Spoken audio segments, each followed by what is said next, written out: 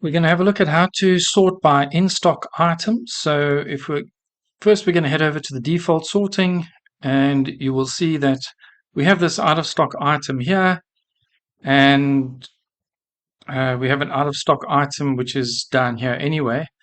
If I want to filter so that only the in-stock items appear first and then the out-of-stock items, we hit the in-stock filter here.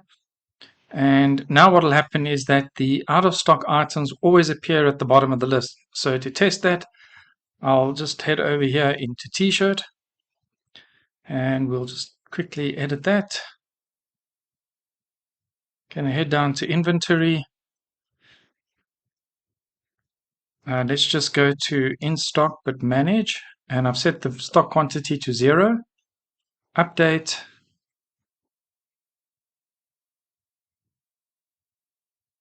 View the product. Back to the shop. You'll see now the status is out of stock, and we're in the default sorting.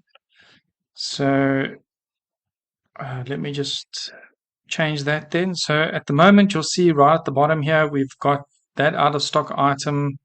We have this t-shirt here that is now out of stock.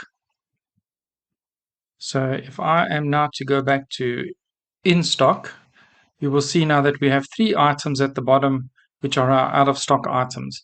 So that's how we can sort by in stock items. And to do that, this is the function, and this time what we've done with our snippet to add a new sort option is we've actually now changed the argument here. So the meta key now is stocked status, which is a field in the database. Then the value we're looking for is in stock, and we order by, and we're ordering by meta value. So that's pretty much all that we need to do, and we've lined up the in stock here with the in stock over here, and this is the label that the person will see in the drop down. So there you can see that is the item.